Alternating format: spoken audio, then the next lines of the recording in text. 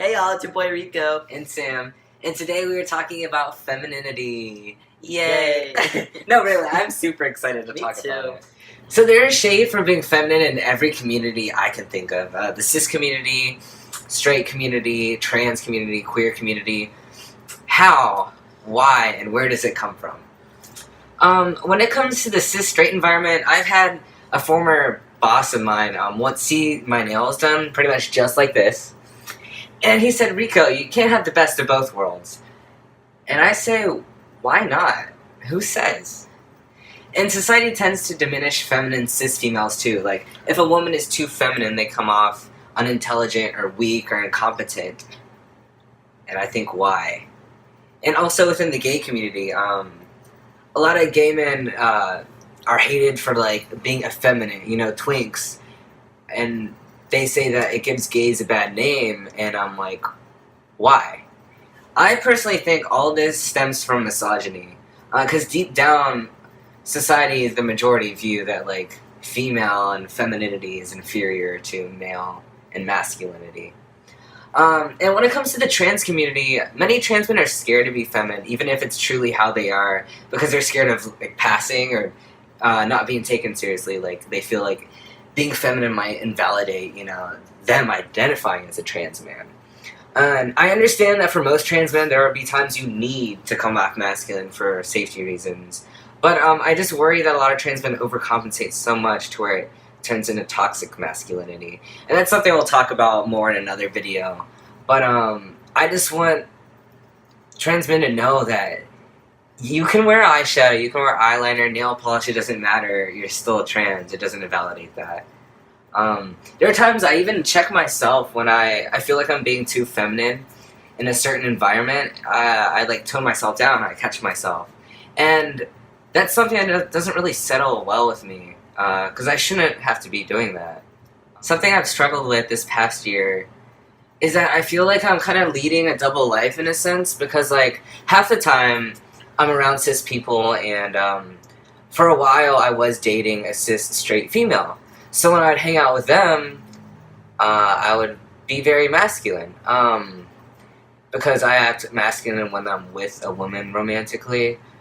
And then, like, the other half of my life, I'm going downtown, watching drag, and, like, my gay boy comes out, and it's not forced at all. Like, I don't know what it is. Like, as soon as I hit downtown or do anything with mostly gay people around, my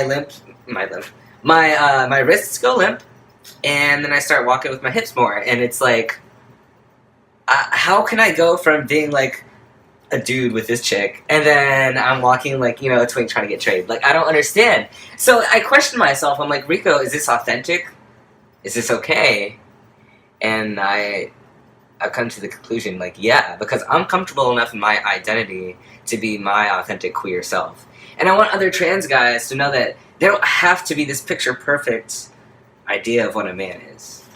So this is something that I struggle with too.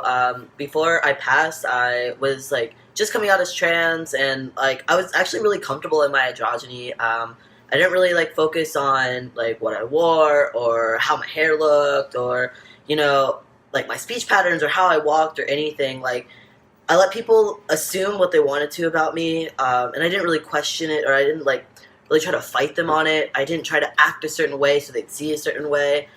And it wasn't until I started passing more that I started being more self-conscious.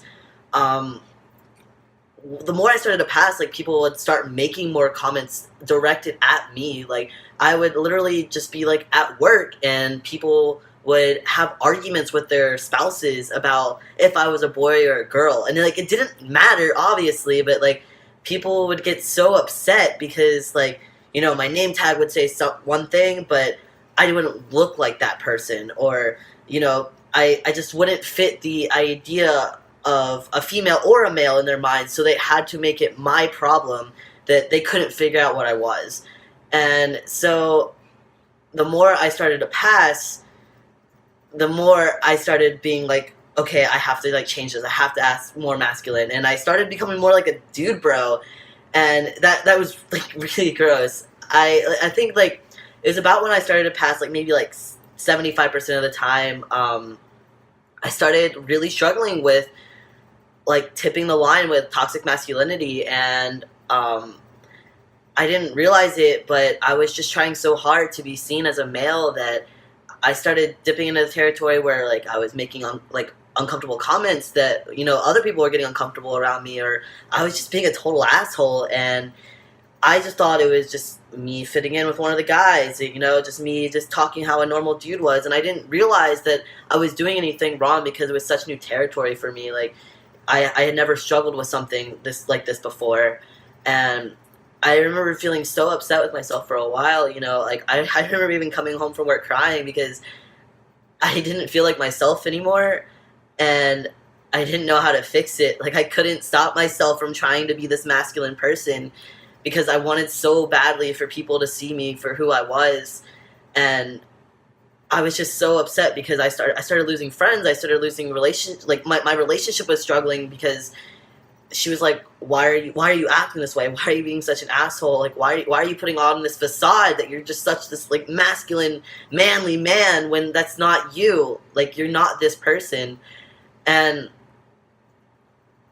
I realized that at that point that I needed to make a change, that I couldn't be this toxic masculine person anymore. And now that I pass 100% of the time, I've gone back to how I used to be.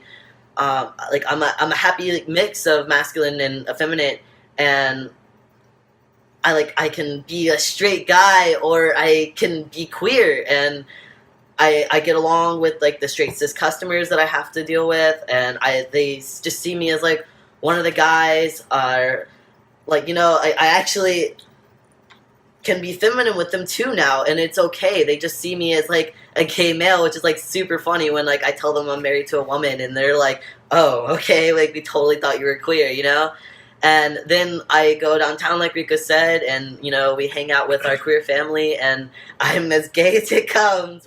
I've just realized that both of those people are equally me, and both of those sides of me are equally important, and both of them are equally valid.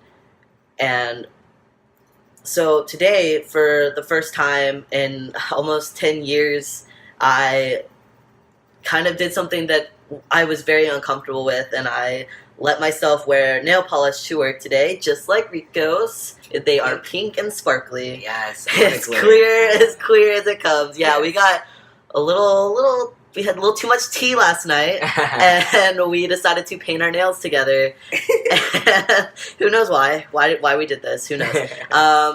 So I went to work today and with my nail polish, and it was honestly like really empowering that now that I pass, like people didn't say anything.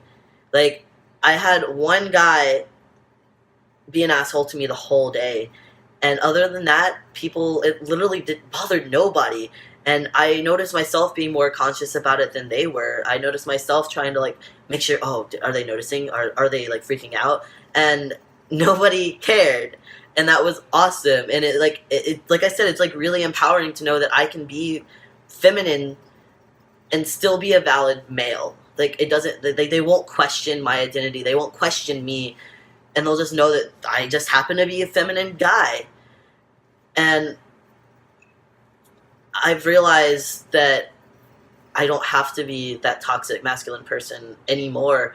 I can wear nail polish, or I can wear feminine clothing, or I can wear feminine colors, or whatever. I can do whatever I want to my hair, or whatever I want to do, I can do it, and it's okay. It doesn't define my gender. It doesn't define my identity. It doesn't define me. Like, it's just who I am, and I can be whoever I want to be and still be a man.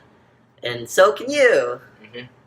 Yeah. All right, thanks for tuning in, y'all. That's all we had to talk about with femininity. Next week, we're going to do growth for G. We're talking about our bottom growth, y'all. Yeah. This is something I've been wanting to discuss because I didn't know that was an effect of T till it happened. Until I looked down there, I was like, what the fuck is that?